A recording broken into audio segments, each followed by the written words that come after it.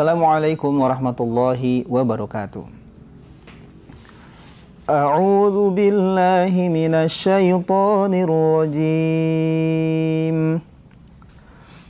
Allahu la ilaha illa huwal hayyul qayyum. La ta'khudhuhu sinatun wa la nawm. Lahu ma fis samawati wa ma fil ard. Man dzalladzi yashfa'u 'indahu illa bi'idhnih. Ya'lamu ma baina aydihim wa ma khalfahum. ولا يحيطون بشيء من علمه إلا بما شاء وسع كرسيه السماوات والأرض ولا يؤوده حفظهما وهو العلي العظيم لا إكراه في الدين قد تبين الرشد من الغي فمن يكفر بالطاغوت ويؤمن بالله فقد استمسك بالعروة الوثقى لا انفصام لها Wallahu sami'un alim. Sadaqallahul azim. Wassalamualaikum warahmatullahi wabarakatuh. Assalamualaikum warahmatullahi wabarakatuh. Alhamdulillahirabbil alamin. Wassalatu wassalamu ala asyrafil anbiya'i wal mursalin sayyidina Muhammadin wa ala alihi wa ashabihi wa man tabi'ahum bi ihsanin ila yaumiddin. Asyhadu an la ilaha illallah wahdahu la syarikalah wa asyhadu anna Muhammadan abduhu wa rasuluh alladzi la nabiyya wa la rasula ba'da. Apa kabar sahabat PKS TV Jabar dimanapun Anda berada? Alhamdulillah di pagi hari ini kembali kita bisa bersama-sama hadir dalam kajian pagi bersama dengan PKS TV Jawa Barat. Dan tentu kita berharap Allah senantiasa memberikan kepada kita kekuatan, memberikan kepada kita kemampuan untuk bisa menuntaskan, untuk bisa menyempurnakan dengan ibadah-ibadah yang kita lakukan di sepanjang Ramadan yang Allah hamparkan kepada kita. Di pagi hari ini, kembali kita bersama dengan kajian pagi dan tentu insya Allah bersama-sama kita akan menggali ilmu, mendapatkan berbagai macam khasanah ilmiah dan di hari ini kita akan bersama-sama mendapatkan materi dengan pembicara Haji Didi Muhammad Turmudi, Ustadz Didi LCMA ya, Haji Didi Muhammad Turmudi LCMA. Beliau adalah Ketua Komisi SDM DSW PKS Jawa Barat, sekaligus juga merupakan pimpinan pesantren Ibnu Sina Tasikmalaya, ya, dan juga aktif sebagai dosen PAI Poltekkes Kemenkes Tasikmalaya. Dan tema kita pada hari ini, ya, sebelum saya sebutkan tema, ya, kita sapa dulu Ustadz Didi. Assalamualaikum Ustadz Didi. Waalaikumsalam warahmatullahi wabarakatuh. Damang Ustadz. Alhamdulillah, sehat walafiat. Alhamdulillah. Ini kita terpisah jarak, tapi insya Allah bersatu dalam kajian pagi, insya Allah ya Ustadz ya. Baik, sahabat PKS TV Jawa Barat, dimanapun Anda berada, tema kita di hari ini adalah berkaitan dengan pemuda dan kebangkitan bangsa. Maaf, pemuda dan kebangkitan umat, ya. Pemuda dan kebangkitan umat. Di sini kita akan melihat bahwa ternyata Islam memberikan porsi tersendiri. Islam memberikan sebuah sarana bagi para pemuda untuk kemudian dicatatkan dalam berbagai macam literatur sejarah. Dan tentu kita yang hari ini ditakdirkan untuk berada di zaman yang Allah hamparkan bagi kita saat ini, tentu kita pun berharap bagi siapapun yang hari ini mungkin dia merasa menjadi seorang pemuda, ya, dia menjadi seorang yang ada di tempatnya, di tempat di wilayahnya, tentu memiliki peran, memiliki posisi yang tidak bisa dianggap biasa-biasa saja. Nah, untuk itu bagaimana kita akan berbicara tentang pemuda dan kebangkitan umat dengan narasumber kita yaitu Ustadz Didi Muhammad Turmudi. Untuk Ustadz Didi dipersilakan untuk menyampaikan materinya. Monggo Ustadz. Bismillahirrahmanirrahim. Assalamualaikum warahmatullahi wabarakatuh. Waalaikumsalam warahmatullahi wabarakatuh. Alhamdulillahirabbil alamin. Wassalatu wassalamu ala asyrafil anbiya wal mursalin. Sayyidina Muhammadin wa ala alihi wa ashabihi wa man tabi'ahum bi ihsanin ila yaumiddin. Selamat pagi kepada seluruh pemirsa sekalian PKS TV Jawa Barat. Alhamdulillah pagi hari ini kita sudah memasuki tahapan ataupun etape yang kedua dari 10 hari kedua di bulan Ramadan 1445 ini.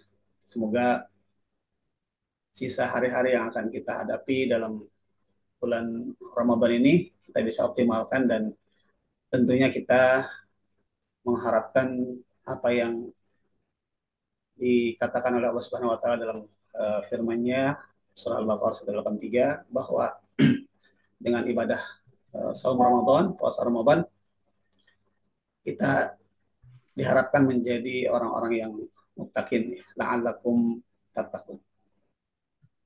Pada pagi hari ini kita akan membahas tentang pemuda dan juga bagaimana mereka bisa menjadi pilar-pilar utama dalam isu kebangkitan umat. Ya. Tentunya ini ada hadis yang cukup masyhur ya, yang diriwayatkan oleh Imam Bukhari dan Imam Muslim dari sahabat Abi Hurairah radhiyallahu anhu. Ya. An Abi Hurairah radhiyallahu anhu qala sab'atun yudhilluhumullahu yaumal qiyamah fi dhilli yauman la dhilla illa dhilluh. Dari sahabat Abi Hurairah radhiyallahu anhu, dari Nabi Shallallahu Alaihi Wasallam, beliau bersabda bahwa ada 7 golongan, 7 asnaf ataupun 7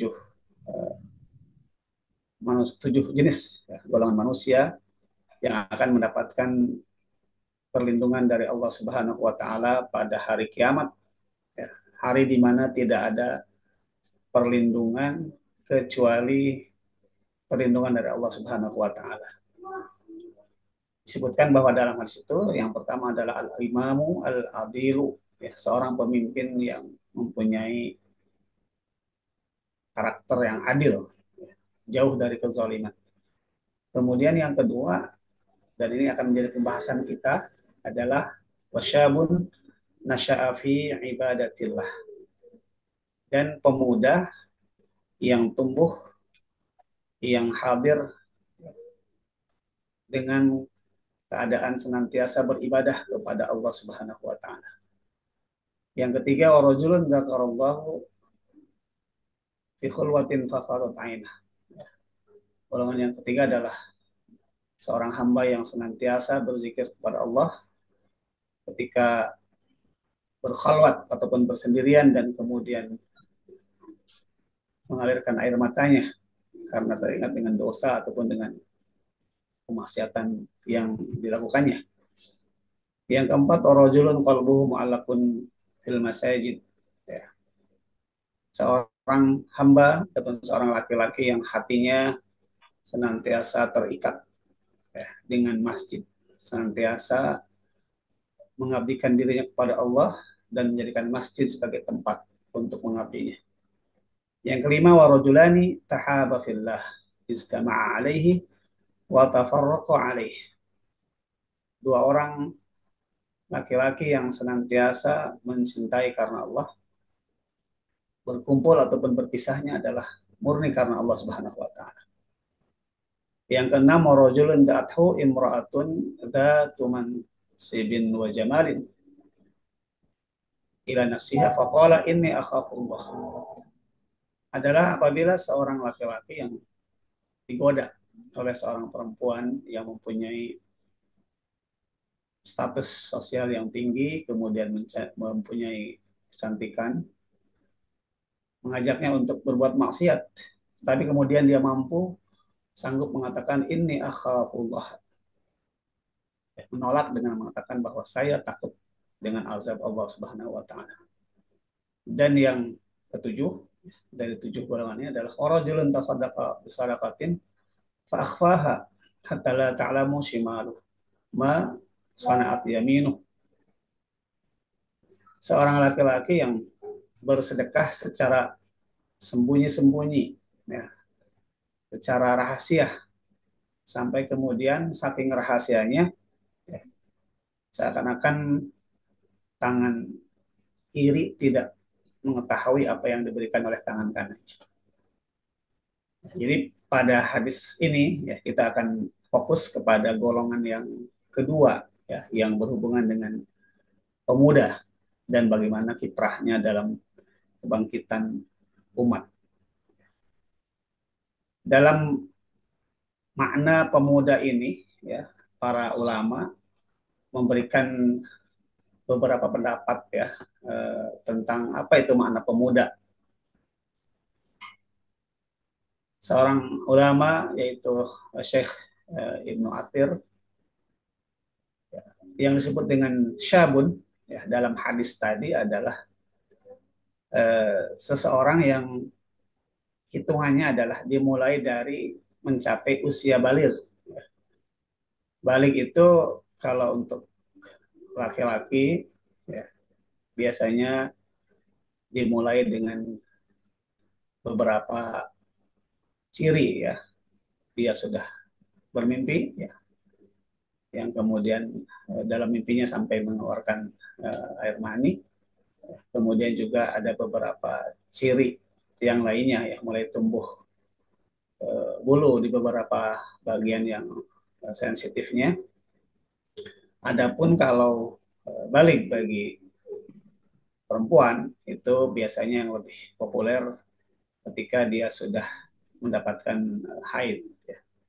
Jadi syabun ataupun syabab dalam hadis di atas itu dimulai dari ketika mencapai usia balik sampai dikatakan ila salasin atau isnaini wa salasin, ya, sampai usia 30 ataupun 32 tahun. Ya. Setelah itu, setelah usia 32 tahun ke atas, itu namanya marhalah al-kuhulah, ya, sudah mulai tahapan-tahapan menjadi seorang yang eh, tua ataupun dewasa, ya, dengan berbagai tahapan yang lebih detail nanti. Itu pendapat Imam Ibnu Athir tentang kapan ataupun sejak bila seseorang itu dianggap sebagai seorang syabun, ya, yang tertuang dalam hadis itu. Kalau Ibnu Habib juga beliau berpendapat bahwa eh, syab itu adalah orang yang sudah balik kemudian sampai pada usia tepat 30. Itu syab, ya, syabun nasya'a fi ibadatillah. Pendapat yang ketiga oleh Syekh Muhammad bin Utsaimin, ya, beliau mengatakan bahwa syabab, ya, itu adalah ma baina khamsata asyara sanah ila salasin. Ya, kalau beliau disebutkan dengan usianya langsung antara usia 15 sampai 30 tahun. Nah, itu pendapat dari Syekh Muhammad bin Utsaimin, ya, salah seorang mufti di kerajaan Saudi Arabia. Jadi secara umum bahwa para ulama sepakat yang dinamakan ataupun yang masuk dalam kriteria syab ataupun pemuda adalah orang yang sudah mencapai usia baligh, artinya sudah menjadi mukallaf dengan syariat-syariat Allah sampai usianya 30, ya. Dari pengertian para ulama tadi yang disepakati adalah 30. Adapun yang mengatakan 32 itu adalah hanya Syekh Ibnu Athir, ya. Kemudian bagaimanakah kita memaknai tentang, ya, syabun nasya'a fi ibadatillah, ya. Ketika seorang pemuda, ya, pemuda yang tumbuh eh, senantiasa dalam keadaan beribadah kepada Allah, ya. Syekh Mubarakfuri ya, beliau menjelaskan ya, dalam uh, kitab ya tentang syarah apa namanya Abu Dawud ya, bahwa yang dikatakan syabun nasya'a fi ibadatillah adalah ketika seorang pemuda yang senantiasa tertarbiyah, terdidik dalam ketaatan, ya, tumbuh ya dalam ketaatan dari mulai kecil. Kemudian ini bahkan ketaatan tersebut bukan hanya ketika sudah mencapai baligh ya, tapi sebelum itu ya senantiasa dikondisikan ya dalam keadaan taat ya di rumahnya atau mungkin juga di lembaga pendidikannya gitu kan. Itu sampai kemudian dia masuk usia sinul buluh ya, ketika sampai usia balik ya, syabab sampai usia 30 tahun, terus senantiasa konsisten ya, istiqomah dalam kebaikan itu. Asyaghala syababuhu bita'ah ya, wa afnahu fiha, sampai semua umur ataupun semua usia mudanya itu dihabiskan dalam ketaatan kepada Allah sampai selesai, artinya sampai melewati usia 30. Itu pendapat Syekh Mubarak Furi. Adapun pendapat Syekh Muhammad bin Utsaimin ya, yang dimaknai dengan syabun nasya'a fi ibadati rabbih ataupun fi ibadatillah ya, adalah ketika ya, seseorang yang dari kecil ya, itu sudah dalam kondisi taat beribadah ya. Kemudian eh, ketika itu ya ibadah baginya seakan-akan satu kebutuhan, ya, satu gorizah ya. Kalau dia tidak beribadah, maka seakan-akan ada sesuatu yang hilang gitu kan. Sampai terus dia menghabiskan waktunya ya dalam masa muda itu ya sampai kemudian ketika selesai ya masa mudanya itu, masa syababnya itu ya dihabiskan dengan apa namanya ketaatan kepada Allah. Sehingga ketika satu kali saja ya tidak terlupa ataupun mungkin dia dengan kesibukannya sampai-sampai terlambat ya melaksanakan salah satu kewajibannya, sholat dan lain sebagainya, kemudian dia merasa ada sesuatu yang hilang. Ini apa namanya pendapat dari Syekh Muhammad bin Utsaimin tentang apa yang dimaksud dengan pemuda yang tumbuh dengan kondisi ataupun dalam keadaan senantiasa beribadah kepada Allah. Kemudian pendapat yang ketiga oleh Imam Al-Baji ya, beliau mengatakan bahwa yang dimaksud dengan pemuda yang senantiasa tumbuh ya dalam ketaatan itu adalah ketika kebaikan yang dilakukan ya, kebaikan dan ketaatan seorang pemuda itu, syabab itu ya, syab itu ketika ditimbang ya, ataupun diperkirakan, diukur-ukur, dihitung, ternyata melebihi keburukan yang dia perbuat ataupun melebihi dosa kemaksiatan yang diperbuatnya ketika di masa muda tersebut ya. Sampai kemudian dia lewati masa itu ya. Secara umum dari ketiga pendapat tadi ya, bahwa yang dimaksud dengan pemuda yang tumbuh ya dalam ketaatan, dalam ibadah kepada Allah adalah mereka yang menghabiskan seluruh umurnya itu untuk senantiasa dalam ketaatan, dalam ibadah kepada Allah. Ini terjaga ya, terjaga lingkungan keluarga dan juga lingkungan pendidikan yang berada di sekitarnya. Karena untuk menciptakan pemuda yang seperti ini tentunya yang paling fundamental adalah dua lingkungan yang mempengaruhinya. Yang pertama adalah lingkungan rumah dan persekitarannya, rumah, ya, tetangga, ya, ataupun kalau mungkin sekarang perum, ya, kampung, itu mempengaruhi. Ya, makanya dalam dalam adab Islam itu, ya, diantaranya ketika kita akan memiliki tempat tinggal ataupun memilih tempat tinggal, maka ada istilah al-jaru qabla dar. Pilihlah tetangga ataupun pilih dulu ataupun cari dulu tetangga yang baik, baru kemudian kita cari rumah tempat tinggal. Karena apa? Karena persekitaran di rumah itu sangat mempengaruhi kita dan juga keluarga yang berada dalam naungan tanggung jawab kita. Yang kedua itu adalah tempat pendidikan. Pendidikan di mana kita ataupun anak-anak kita itu dibesarkan. Ya, jadi pilihlah rumah dan persekitarannya yang biah salehah yang baik, dan begitu juga pilihlah lembaga pendidikan yang mempunyai biah yang salehah. Karena ini dua-duanya akan mempengaruhi secara besar, garis besar, tentang pertumbuhan kita ya dan anak-anak kita. Itu dari makna hadis tentang 7 golongan yang akan mendapatkan perlindungan Allah Subhanahu wa taala pada hari kiamat nanti ya.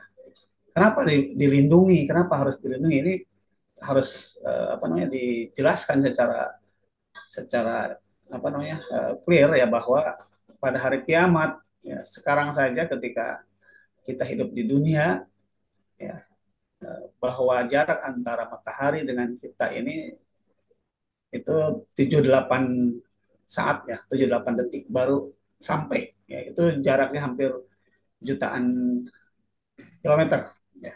Ternyata pada hari kiamat nanti jarak antara matahari dengan bumi yang menjadi pijakan para manusia pada waktu itu disebutkan dalam sebuah hadis yang cukup panjang adalah qadra al-mil, hanya sekitar 1 mil saja di atas kepala. Makanya yang tidak mendapatkan perlindungan itu akan tersiksa ya dengan keringat yang akan membasahi mereka masing-masing ya.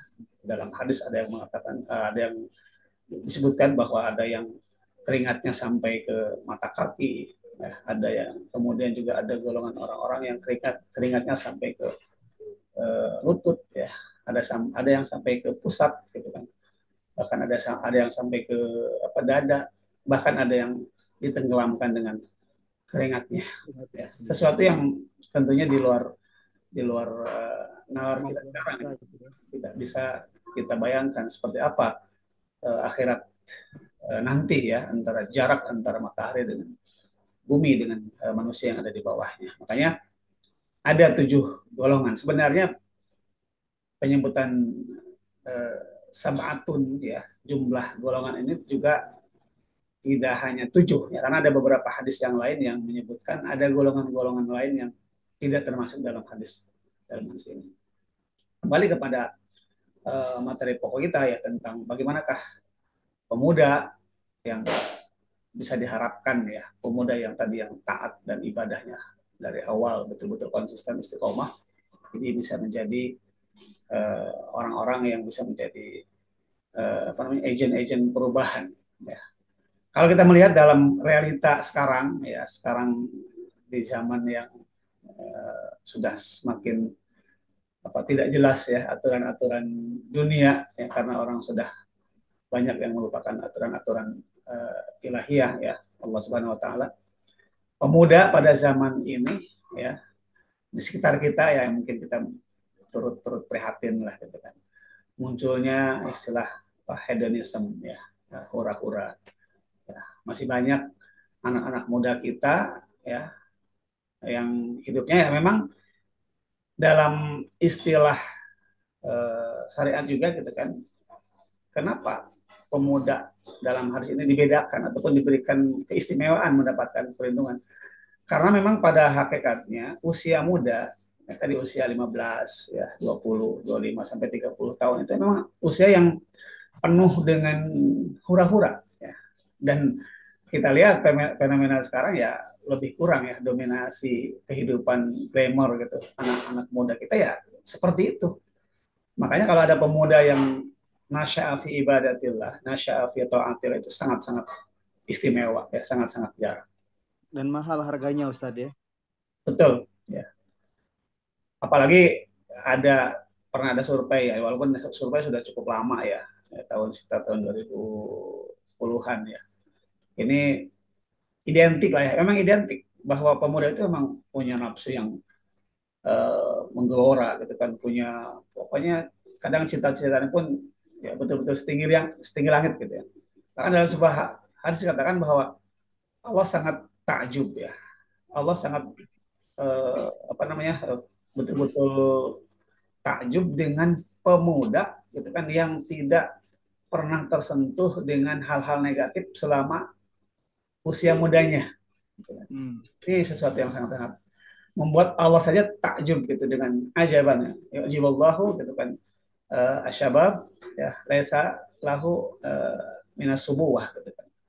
Allah akan kaget, akan takjub ya ketika ada seorang pemuda yang terhindar, terbebas dari apa namanya hura-huranya masa muda, dari maksiatnya ketika muda. Karena ketika orang orang muda itu melakukan hal-hal yang negatif ya, itu ya bukan bukan mengakomodir tapi masa muda gitu kan.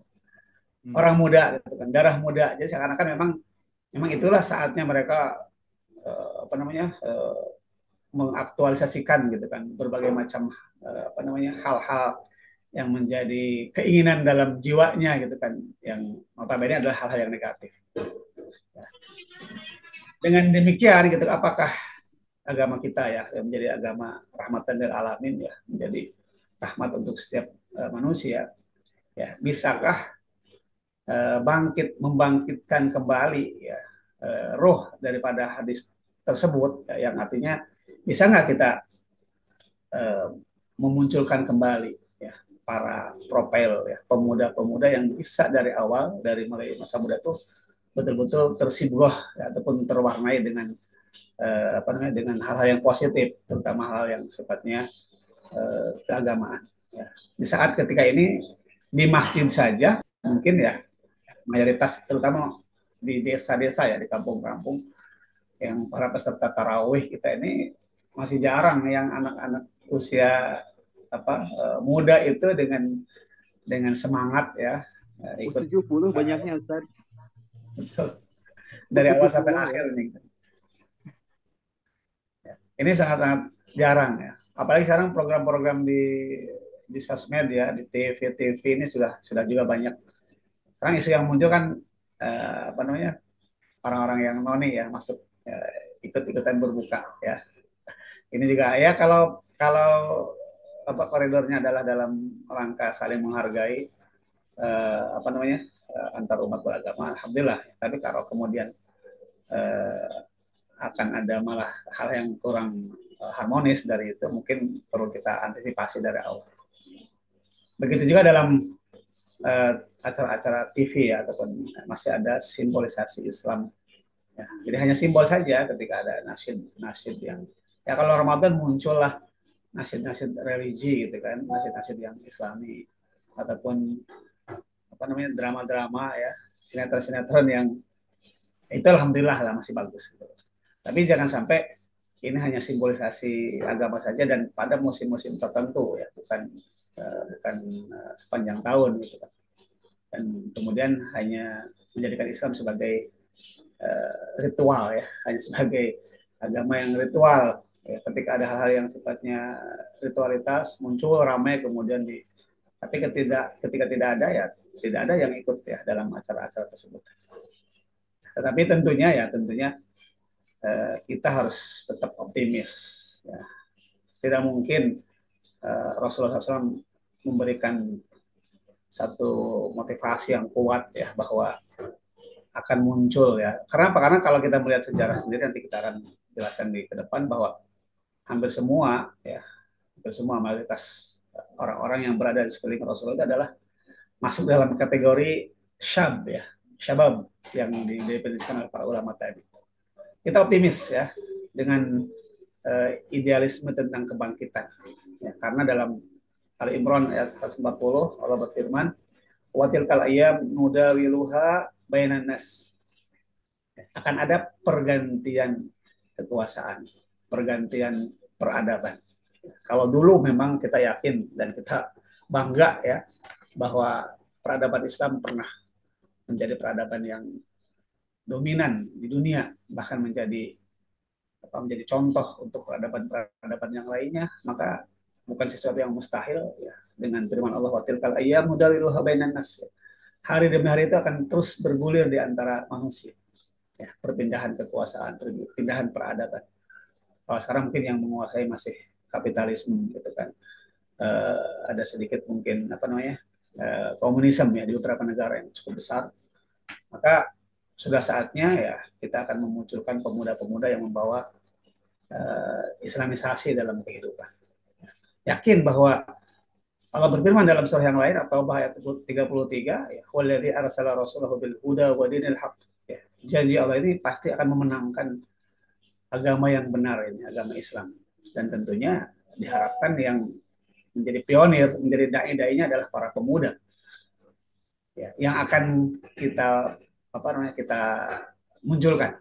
Alhamdulillah PKS ya, kita dari 53 ahli parlemen ataupun anggota legislatif kita di pusat ya untuk pemilu 2024 ini ya, dari 53 ini ada 10 ya lebih kurang seperti yang kemarin diungkapkan oleh Bapak Presiden partai kita Ustaz Ahmad Syaikho, ya ada lebih kurang 10 dari kaum pemuda ya, milenial yang mewarnai parlemen kita. Ini adalah sesuatu yang cukup positif ya untuk PKS ya, untuk partai kita, karena ini kita mulai memunculkan orang-orang muda untuk bisa menjadi pembawa perubahan ya ke arah yang lebih positif. Ya.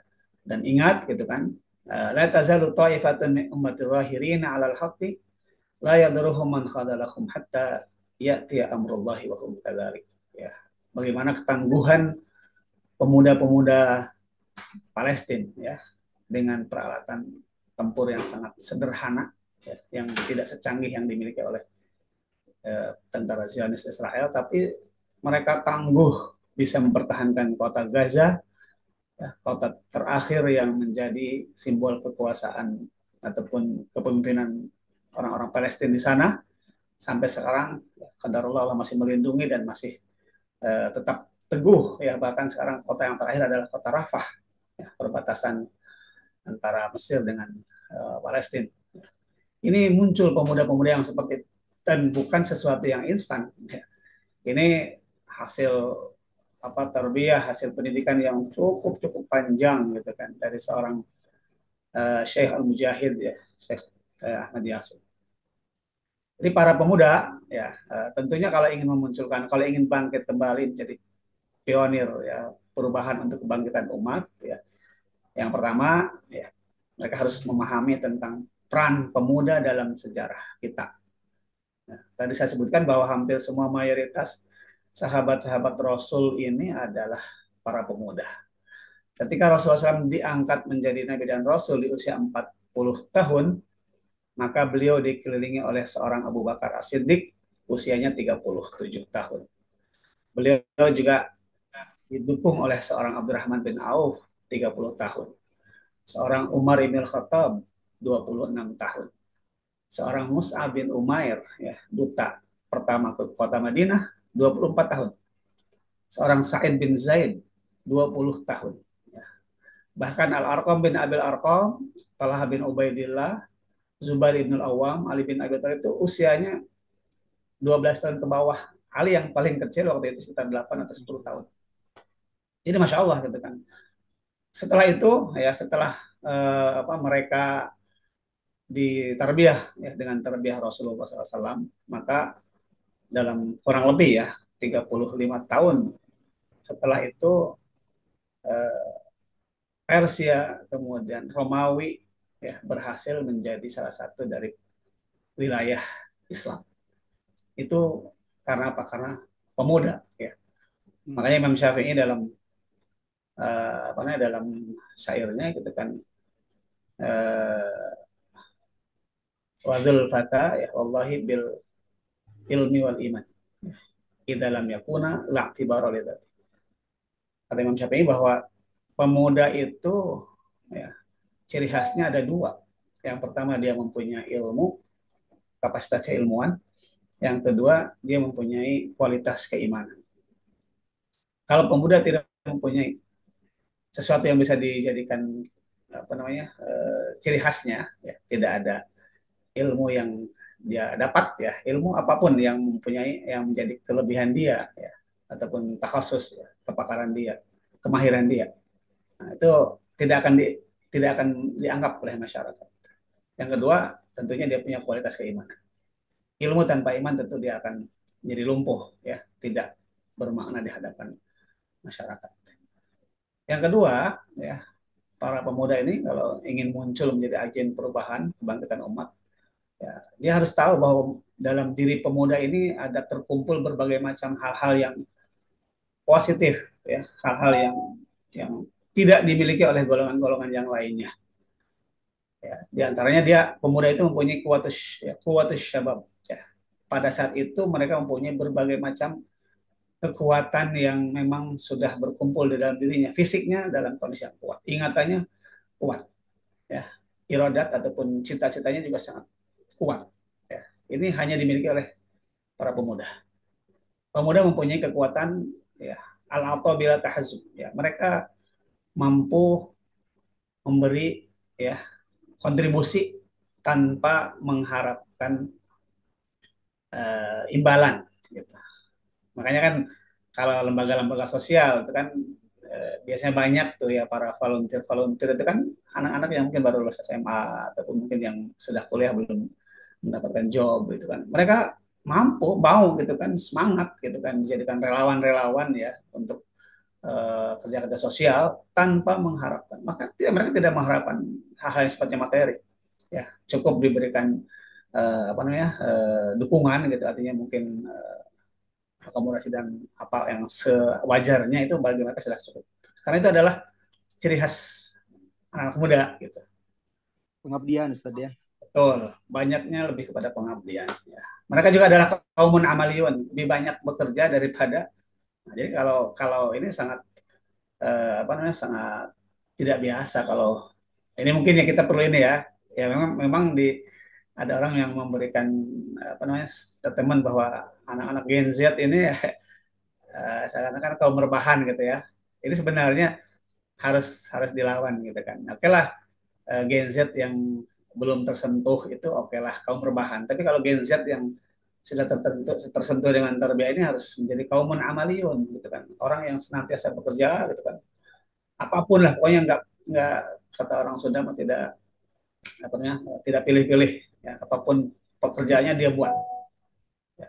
Terus kemudian kalau yang kelebihan pemuda ini adalah mereka menerima kritik, ya, suka mengkritik tapi juga mereka uh, menerima kritik gitu kan. Ini tidak dimiliki oleh orang-orang tua gitu kan, yang ini yang harus harus uh, dibanggakan oleh para para pemuda, ya. Walaupun tentunya kelebihan-kelebihan tersebut juga harus harus diimbangi karena harus juga para pemuda ini setelah tahu tentang kekuatan-kekuatan dirinya, ya, kemudian dia baru membangun tentang kriteria pemuda Islam, ya, sebagai pilar kebangkitan, ya. Dia mempunyai kekuatan ruhiyah itu tentu dengan sentuhan-sentuhan tarbiyah, ya. Dia mempunyai kecerdasan pemikiran yang bagus gitu kan, yang uh, lain daripada yang lain, bahkan mungkin orang-orang tuanya sendiri tidak terpikir itu, oleh para pemuda terpikir, ya. Mereka menguasai lapangan, ya, punya network, ya. Kadang kita anak-anak muda sekarang, ya, kayak Gen Z, ya, milenial itu ternyata dengan era digitalisasi dunia yang cukup dunia seakan-akan menjadi kampung yang kecil itu, mereka bahkan link-linknya sudah melampaui batas teritorial gitu kan. Mereka bisa kuliah bahkan tanpa bimbingan orang tuanya sendiri, mereka bisa daftar kuliah ke luar negeri gitu kan. Betul, siap bekerja sama dalam tim, ya. Kemudian tentunya juga ini adalah yang harus, ya, kita siapkan ketika kita ingin menjadikan para pemuda syabun gitu kan, yang akan membuat pilar-pilar kebangkitan umat di masa hadapan. Ini mungkin yang bisa disampaikan, ya, sementara sebelum kita nanti diskusi tentang kepemudaan, ya. Demikian. Assalamualaikum warahmatullahi wabarakatuh. Ya, Waalaikumsalam warahmatullahi wabarakatuh. Sahabat PKS TV yang dimuliakan Allah, luar biasa kalau kita menyimak bagaimana perjalanan sejarah sejak Rasulullah itu mentarbiyah. ya, menjaga dan kemudian membina para sahabat dari berbagai macam rentang usia, di mana usianya pun masih sangat muda, ya masih sangat muda. Bahkan tadi ada banyak generasi di antara sahabat yang usianya masih belasan tahun, tapi sudah memiliki peran ya di tengah-tengah kaum muslimin yang saat itu terus berusaha berdakwah menyebarkan al-Islam ini. Nah, tentu menjadi sebuah catatan dan mungkin pelajaran bagi kita hari ini. Ya, mungkin sekarang Ustaz, anak-anak yang di usia belasan tahun kan masih banyak yang kalau bahasa Sundanya masih namprak Ustaz ya ke orang tuanya Ya, itu saja. betul. Sedikit-sedikit mungkin minta pulsa ya, sedikit-sedikit minta jajan gitu ya dan seterusnya. Tapi kita tahu bagaimana juga para sahabat tidak tidak didapatkan dalam rentang waktu yang sebentar, ya, tapi juga mereka punya karakter pada dasar ataupun permulaannya. Ada satu pertanyaan yang ingin saya sampaikan, Ustaz ya. Ini tentang bagaimana menumbuhkan dalam hati kita, ini berkaitan pemuda, agar bisa menjadi sosok yang dia punya peran, dia bisa produktif, dia bisa memiliki nilai kemanfaatan bagi orang lain, tentu diawali dari kondisi ibadah yang memang harus terus terjaga. Nah, ini yang ingin saya tanyakan ini bagaimana menumbuhkan dalam hati, ya seperti yang tadi sempat di awal disampaikan bahwa ibadah itu harus menjadi sebuah kebutuhan. Ya, karena kan bisa jadi sebahagian orang, bahkan mungkin yang sudah dewasa sekalipun, ketika ibadah ini dilakukan oleh kita masing-masing, ada yang sebagian justru merasa ibadah itu menjadi sebuah beban. Nah, ini bagaimana supaya ibadah itu menjadi sebuah kebutuhan. Sebelum Ustadz nanti menjawab pertanyaan yang saya ajukan ini, insya Allah kita akan kembali, sahabat semua, setelah kita mengikuti pesan-pesan berikut ini. Kita jeda sejenak.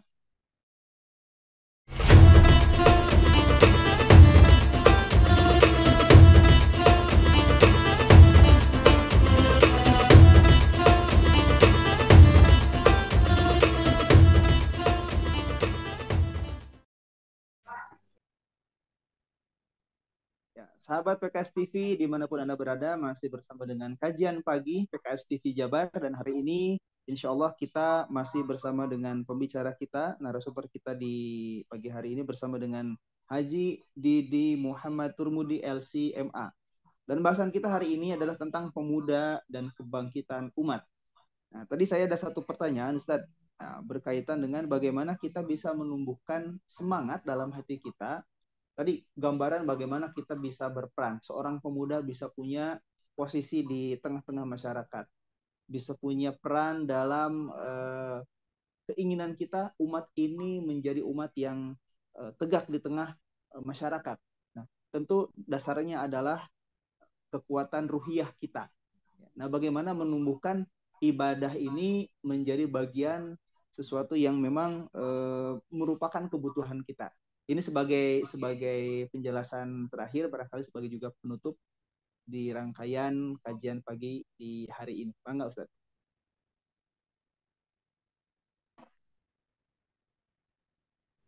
Ya, terima kasih rekan Sofyan. Seperti yang tadi dijelaskan di awal bahwa untuk memunculkan profil ya, tipe-tipe pemuda ya yang ingin diwujudkan seperti yang disebutkan dalam hadis ya, syabun nasya'a fi ibadatillah. Tidak, ini tidak sesuatu yang instan ya, ada proses. Dan ketika proses ini memang betul-betul harus ada kolaborasi ya, harus ada koordinasi ya antara rumah, keluarga, kemudian sekolah ataupun masyarakat, dan juga yang tidak kalah penting adalah riayatul hukumah. Ya, ini harus ada Kolaborasi tindakan ya. Kalau kolaborasinya memang ada minimal 3 nih di rumah, orang tua yang paling memang faktor-faktor yang bisa menguatkan seorang syab, seorang pemuda itu memang ketika orang tua yang paling utama ya, ibu dan ayahnya itu bisa memberikan konsep tarbiyah yang kita betul murni lah gitu ya. Artinya gini, tidak kemudian ketika usia sekolah gitu kan, SD, dia menyerahkan sepenuhnya kepada sekolah, ini anak saya gitu kan. Ya, kemudian ketika SMP mencarikan pesantren yang favorit lah, yang bahkan mungkin terkesan untuk beberapa orang yang mempunyai kelebihan itu mungkin pesantren yang paling mahal gitu kan, sekolah yang paling mahal gitu. Dan kemudian menyerahkan sepenuhnya, ini juga konsep yang eh, tidak tepat ya, karena konsep pendidikan atau tarbiyah yang diharapkan muncul dari keluarga muslim itu adalah dari keluarga, dari rumah. eh, Awalan yang pertama dari rumah, kemudian ketika ke sekolah maka konsepnya adalah eh, kolaborasi ya, menjadikan mitra sekolah itu adalah bagian dari pihak yang juga akan membantu proses tarbiyahnya. Kan dari yang utama itu kan adalah ketika kita bisa memberikan al-qanaat ya, tarbiyah. Al-qanaat tarbiyah tentang pemahaman pemikiran ya, yang di dalamnya ada akidah ya, ada ibadah dan lain sebagainya, itu yang paling mungkin dan paling bisa diserap oleh anak-anak kita ya, usia SD, SMP, SMA, itu adalah sebenarnya adalah taujih yang datang dari orang tua, gitu, al-qanaat. Jadi sekolah itu hanya sebagai mitra yang membantu ya, dari tarbiyah yang sudah ditanam di rumah itu dibantu oleh pihak mitra, itu sekolah. Sekolah dan rumah itu ya, akan tercipta harmonisasi di antara keduanya kalau juga didukung oleh aturan-aturan kenegaraan yang bisa menciptakan lingkungan rumah, lingkungan sekolah yang memang mengarah ke arah proses munculnya para pemuda yang baik ataupun yang soleh. Tentunya kalau tentang soleh ataupun baik ya, itu secara umum bukan hanya pemerintah yang Islam dijadikan sebagai salah satu dasarnya, tapi semua ya, semua sistem pemerintahan itu semua mengharapkan warganya itu tentu mempunyai perilaku yang mengarah pada hal yang positif gitu. Norma-norma yang sesuai dengan norma-norma yang sesuai dengan norma masyarakat yang positif. Kalau tiga pihak itu sudah sangat bagus terjalin komunikasi, koordinasi ya, kolaborasinya bagus, maka insya Allah ya tinggal nanti masuk ke substansi kurikulum apa yang diajarkan, apa yang menjadi titik tekan pendidikan di rumah, di sekolah ya, ataupun di tempat-tempat lingkungan sekitarnya. Kalau ini tercipta, insya Allah ya ini akan tinggal hanya menunggulah gitu kan waktu ya, bahwa syabun nasyafi ibadatillah ya, para pemuda, munculnya para pemuda yang senantiasa menjadi orang yang soleh, yang senantiasa tidak terganggu, tidak tergoda dengan hiruk pikuk dunia yang glamour gitu kan, yang mengarah pada hal negatif. Kenapa? Karena kekuatan tarbiyah di rumah, tarbiyah di sekolah itu sudah sangat kuat. Ya, makanya ini menjadi PR ya, PR buat kita. Ya, kadang ya ada yang ketika kita sibuk di luar gitu kan, artinya mungkin mengajar dan sebagainya, kadang ada yang terlupa gitu bahwa kita di rumah juga ada syabun ya, ada syabab yang harus kita Perhatikan. bina juga, ada yang kita tarbiyah juga gitu kan. Jangan sampai nanti putranya malah menjadi penentang ya, penentang apa yang disampaikan oleh orang tuanya gitu kan. Ini sesuatu yang sangat kurang bagus ya untuk sebuah fenomena pendidikan atau pendakwah. Itu mungkin Kang Sofyan. Baik, Ustaz, memang ya ini menjadi sebuah PR, tugas kita semua ya, bagaimana menghadirkan sosok pemuda yang mungkin tidak dalam 2 tahun, 3 tahun, tapi mungkin dalam rentang 10 atau 15 atau bahkan lebih dari itu, di mana pemuda kemudian akan bisa memiliki nilai yang berkualitas nilai yang bisa menjadi bagian ya dari bangkitnya umat seperti itu. Baik, Ustadz, demikian barangkali ya yang bisa kita bahas di pagi hari ini. Terima kasih Ustadz nih atas kesempatan dan waktu yang diluangkan bagi para pemirsa PKS TV hingga hari ini. Alhamdulillah kita bisa terus terjaga silaturahim melalui wasilah ilmu ini. Amin. Sahabat PKS TV yang dimuliakan oleh Allah, ya demikian bahasan kita di hari ini. Semoga menjadi ilmu yang bisa kita aplikasikan, ilmu yang bermanfaat bagi kita semuanya. Mohon maaf atas segala kekurangannya. Kita cukupkan pertemuan di pagi hari ini dengan sama-sama kita membaca hamdalah. Alhamdulillahirabbil alamin. Subhanakallahumma wa bihamdika asyhadu alla ilaha illa anta astaghfiruka wa atubu ilaik. Assalamualaikum warahmatullahi wabarakatuh. Waalaikumsalam.